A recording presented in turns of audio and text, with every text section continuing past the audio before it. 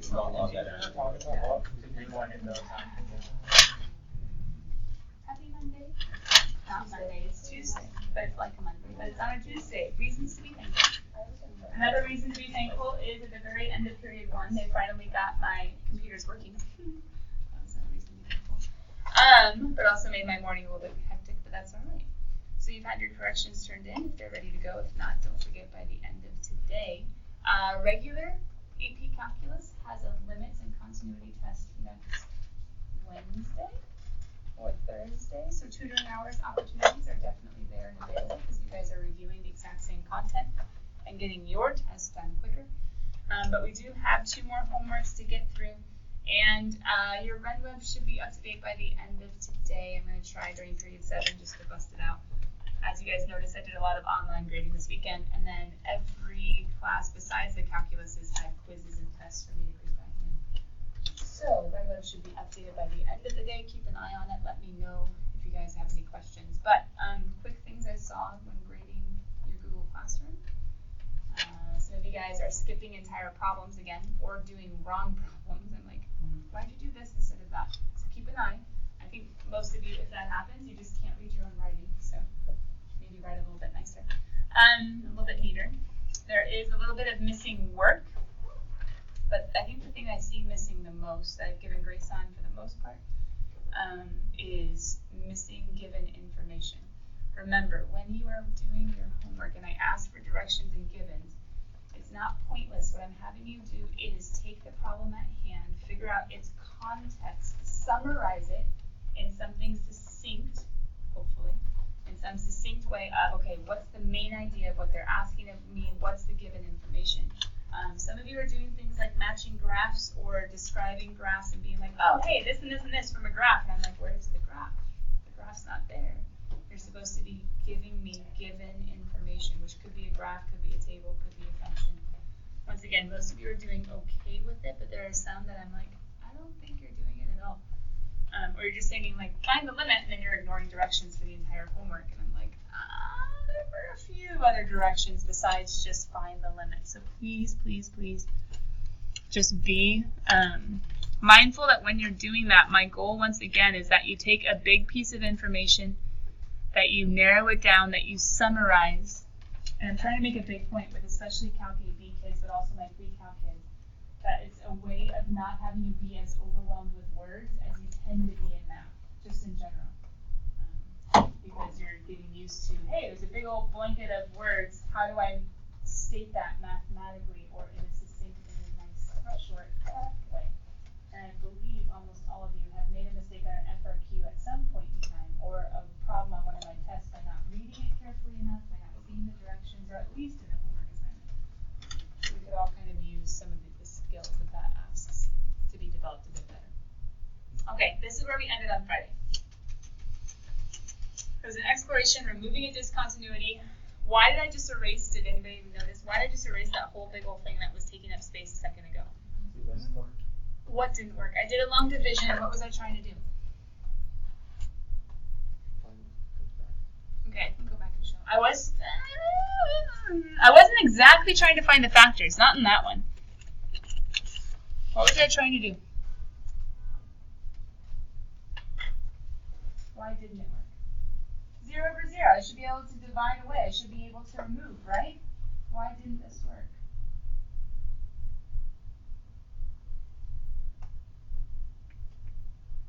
How many discontinuities are in the denominator?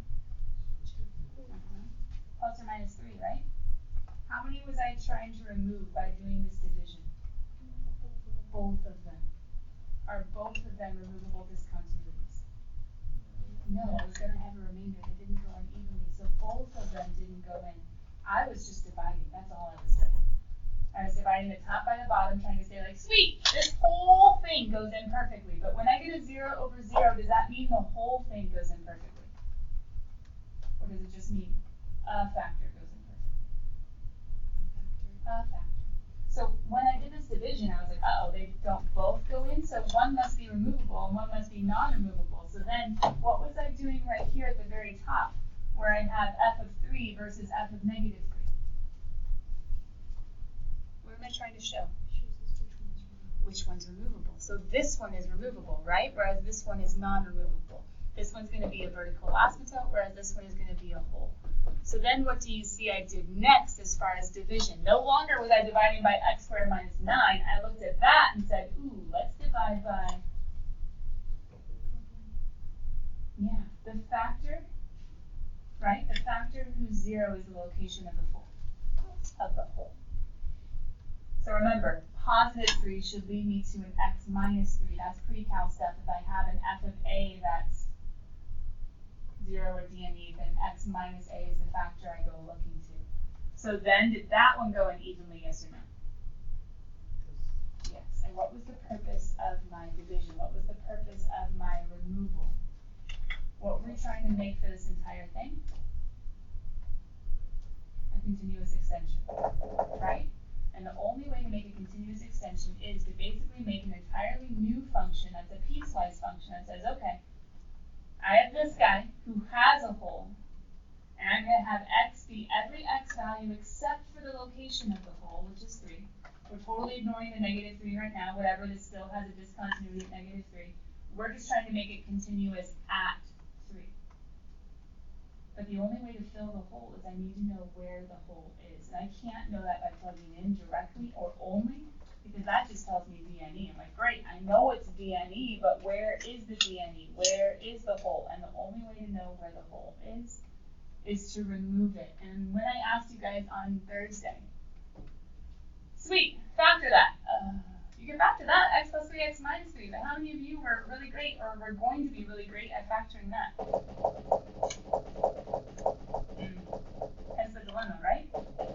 Now, could you have done lots of synthetic divisions and been like, well, okay, if I remember back to pre-cal, there's a thing called a list of possible rational zeros.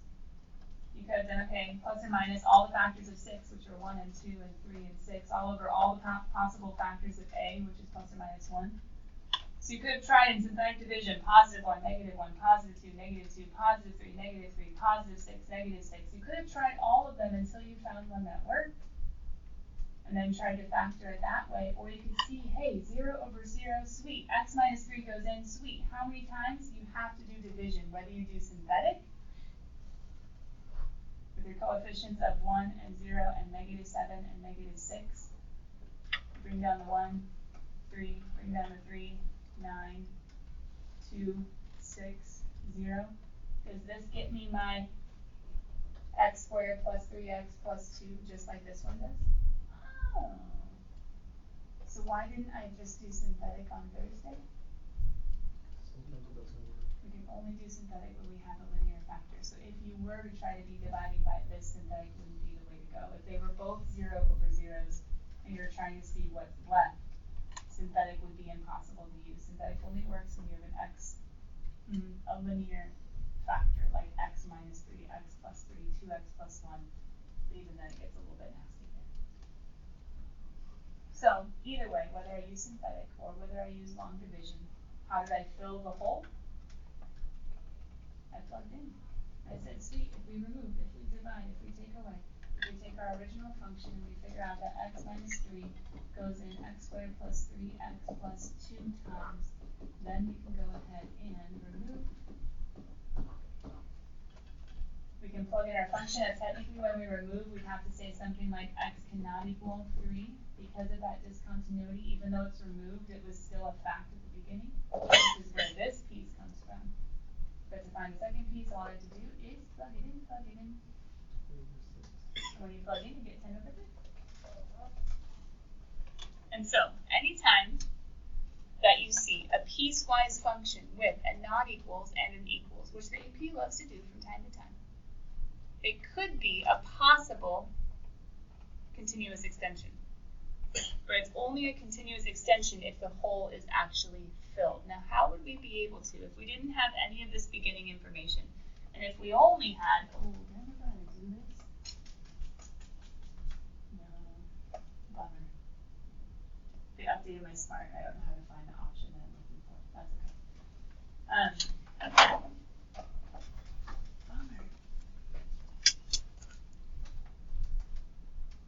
No.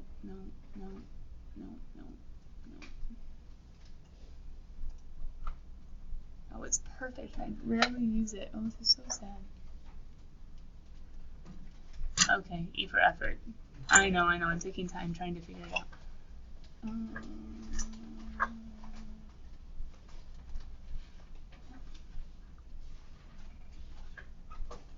Not worth it. I'll try to show you tomorrow. Okay, if I was to, this is not at all what I want, but it's alright. It'll have to do. If we were to only have this one, how could you guys figure out whether or not it's continuous? Take a limit of both sides? From both sides, but does that really have any impact on this problem? Why not? Because it's equal and it's not equal to. So what's the one I have to look to or look at for my limit? Which one? They're not equal to. Good. Because this one would be both approaches, right?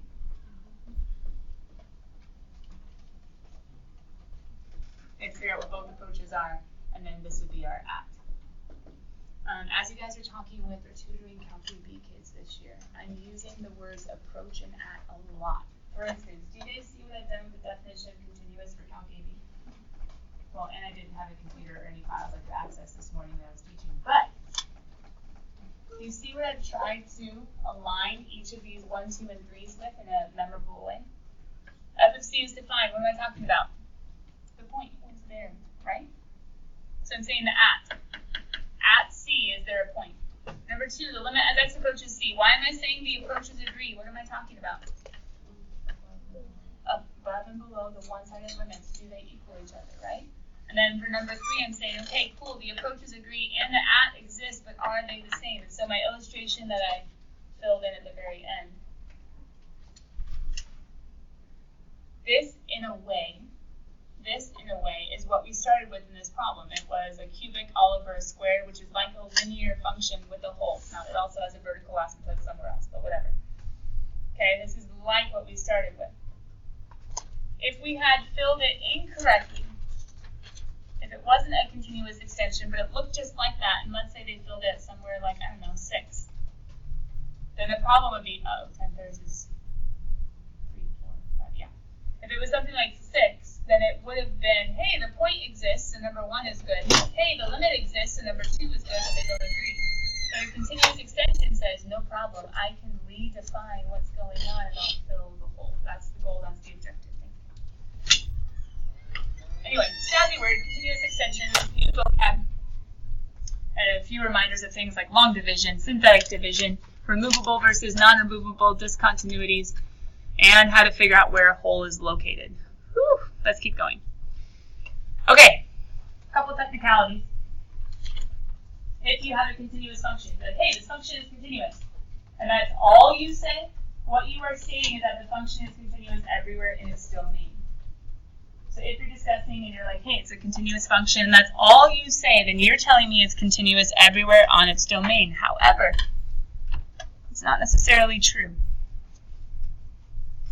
You have a continuous function, one that's continuous everywhere. You can have also a function that's continuous on a closed interval. But we also talk about point continuity or point discontinuity. There might be points where a function is discontinuous. There might be intervals where a function is discontinuous.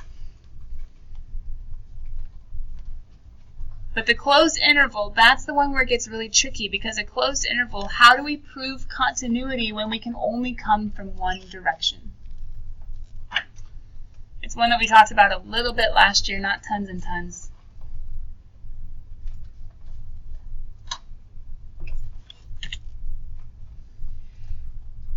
We have to basically redefine the definition of continuous, and not horribly, not horrendously, but at least a little bit.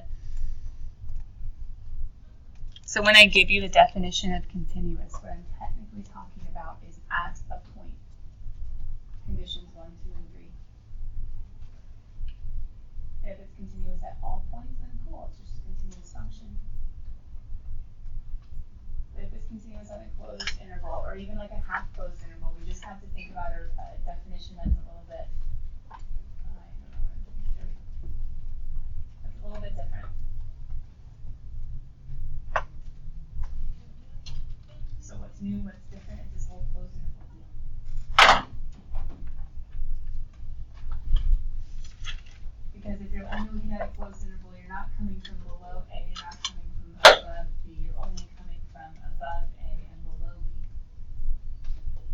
I guess you could think about kind of the corollary, like you guys saw in geometry.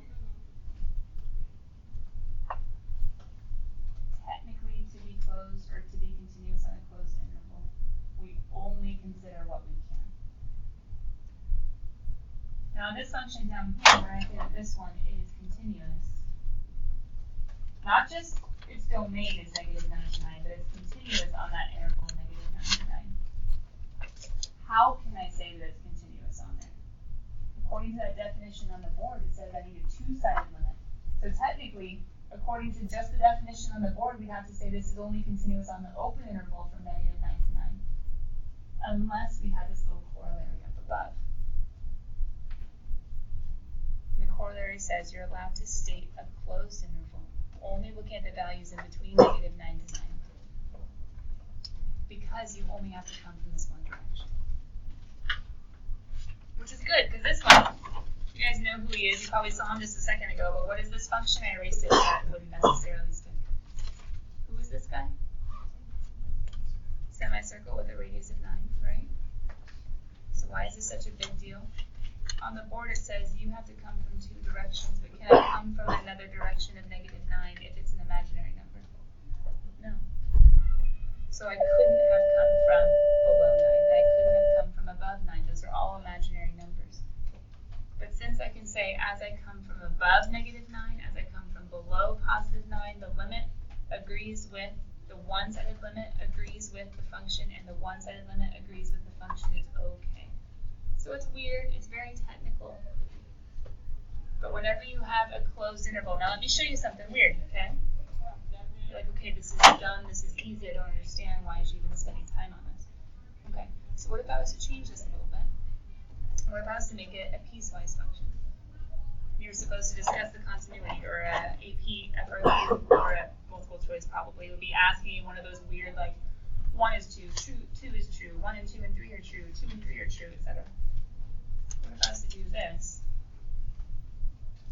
And I was to do something like, it's going to be written awkwardly just because it is this. -9 to 9. Ooh, even better. Yeah. And let's do 2x. Just do easier than that.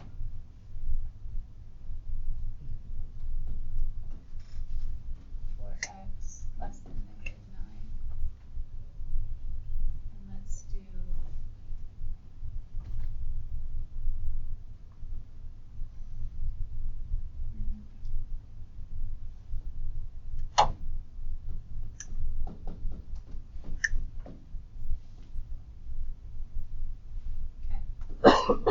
so let's say you had something like this coming in, which, let's see, -9 minus 3 is -12, somewhere down here.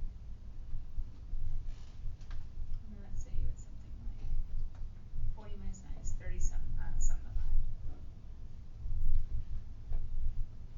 Is the function continuous on -9 to 9, yes or no? But that thing says, right? That thing says I have to have the limit agreeing, and it's not agreeing. Oh, not continuous at -9, not continuous at 9. But why do we still say it's continuous on the closed interval from -9 to 9? Am I looking at this at all?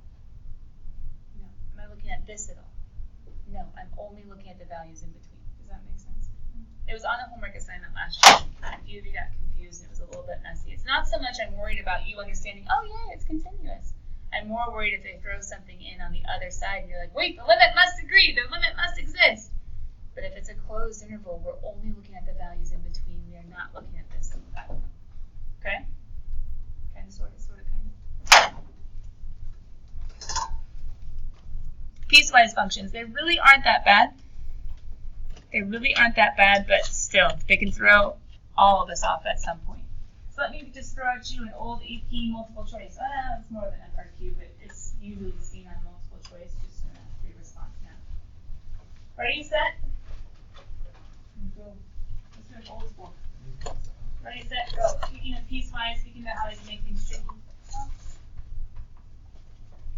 Homework might say discuss continuity, discuss discontinuity, or it might say make it continuous. Shouldn't be too bad though, yeah?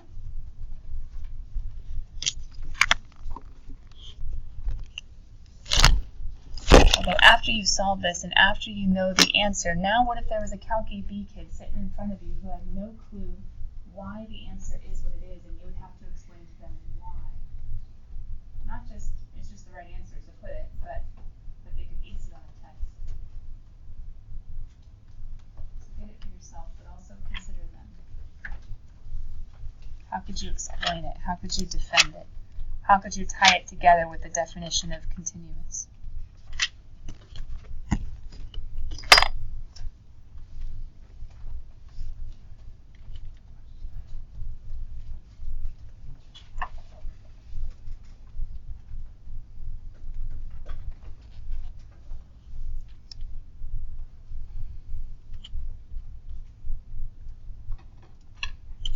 All right, talk it out in your groups really fast. What is the answer, but not just what it is, why it is. Not to explain it to your group per se, but to be able to explain it to an AB kid.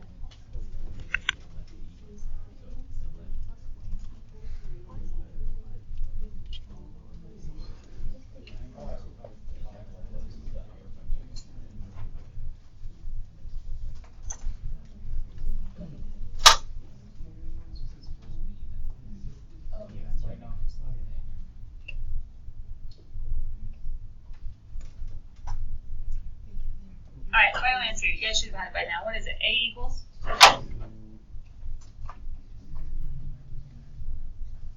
How'd you explain why?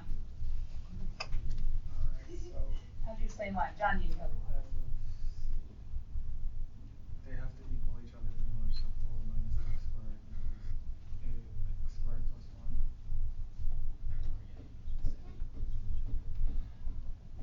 1. Everybody else? How could he have reworded that just a little bit? Because it was confusing the way he said it, right? The 4x squared had to equal to ax squared plus 1. If the kids wrote that, they'd be like, what? Instead of equal each other. Both of them have to approach the same point, so they should be set equal to each other. But not 4x squared equals ax squared plus 1. The limit as x approaches c from the left has to equal the limit as x approaches c from the right. But hold on, who is your c? Negative 1. Okay, from below has to equal.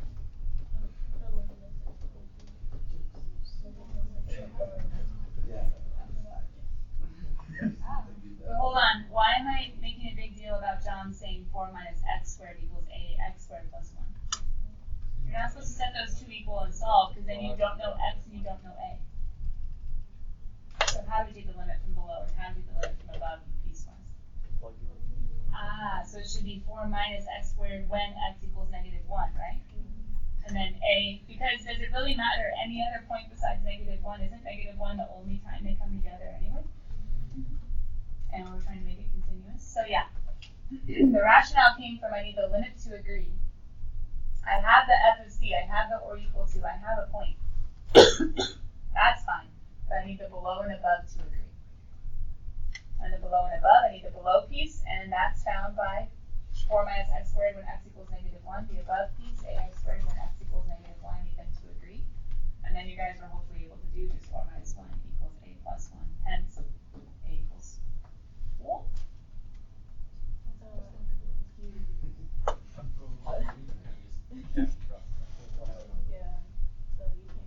Yeah, good, because, come on, you know AB kids do that. Some of you did that in text last year.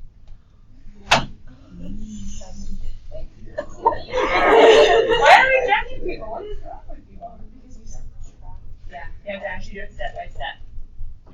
They're in calculus, doesn't mean they still need to, or they can cut out steps. So what if they took from this Hold on. What if they took from this? Oh, fine. So whenever they ask me this, all I have to do is plug in and set them equal. No. No. Can you give me a counterexample? When would that not work? Because why not just teach them the trick? Why even worry about the definition of continuous? The AP rarely has an FRQ that makes you describe it, right? What's the big dealio? Why not just say, okay, plug in, set them equal to each other, just memorize it? Is there a time when that wouldn't work? Equals, not equals?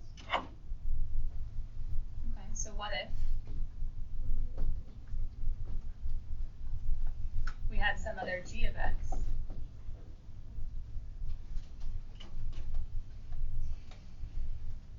Now what? Could the a be like here? I don't know, where do you want the separator to be? 0? Sure.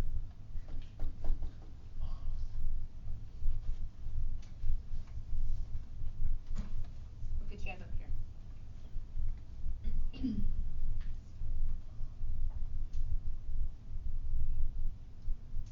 Could do the same one, right? If you wanted to, this is going to a different point. Would this work? Plug in, set them equal to each other? Let's even make it worse.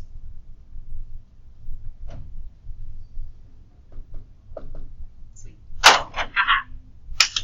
Plug in, set them equal to each other. Sweet. 4 minus 0 squared equals a times 0 squared. Ta-da! 4 equals 0, which is impossible. Can I make this continuous?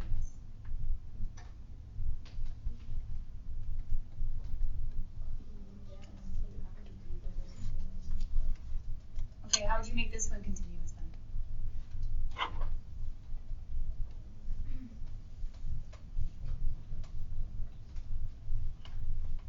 Like saying this? Oh, sorry, g of x, right?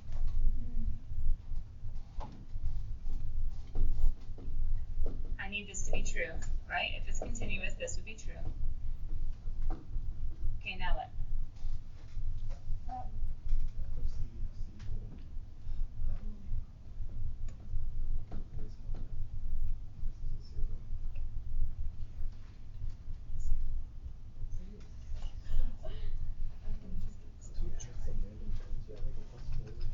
You want to add something? Can we make it ax squared plus 4? No, that defeats the point. I saw it. Sure, from one trainer to be like. Yeah, what do you guys think? Did I make it impossible? Like it's impossible to make it continuous? Kevin was trying to make it possible to be continuous. But then it just produces like a true statement. So what could A be? Okay.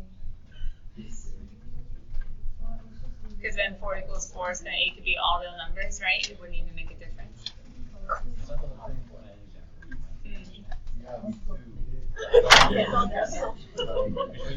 So maybe the not equal to isn't the best example because you should be able to plug in and still be able to do it.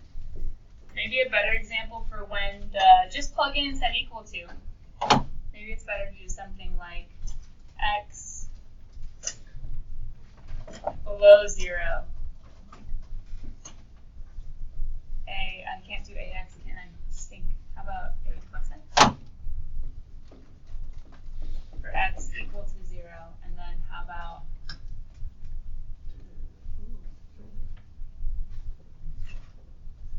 and that's the same idea as what I'm doing.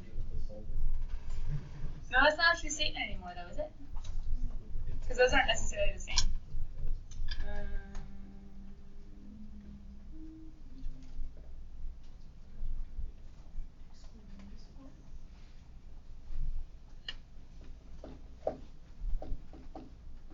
There.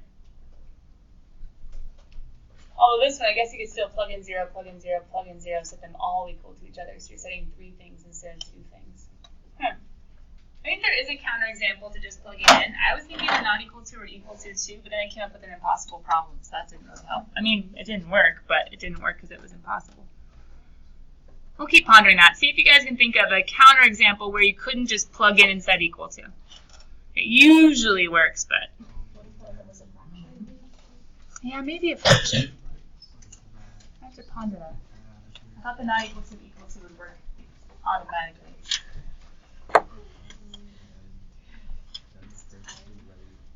Because you need something such that plugging in isn't enough. Considering the 3 pieces instead of the 2, but you still have to plug in.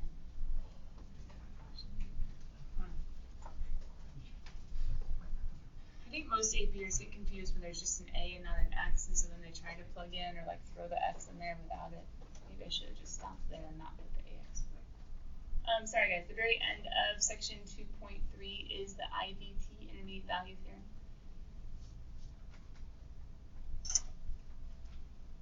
Specifically, one of the most helpful times that it's used is when guaranteeing the existence of function values like zeros.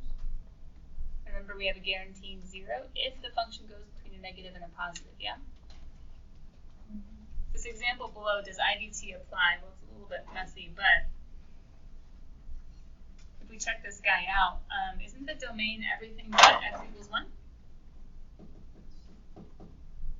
X can't equal 1. Is 1 in between 5 halves and 4? Nope. So therefore, is the function continuous on the closed interval from 5 halves to 4? Wait, but 1 isn't between. Isn't 1 outside? Yeah, so f is continuous on 5 halves to 4. So then could I go ahead and go looking for f of c being 6? How could we know? We have to figure out f of 5 halves and f of 4. If 6 is in between, can I go looking for it? Yes. If 6 is not in between. Remember, IVT, intermediate value theorem, is the in-between value theorem. Kiddos, IVT is the last thing we had to cover. Homework number 5, section 2.3. And if you can think of a counterexample when plugging in and setting equal does not work, I'd be interested to hear. Bye, guys. See you later. Probably would.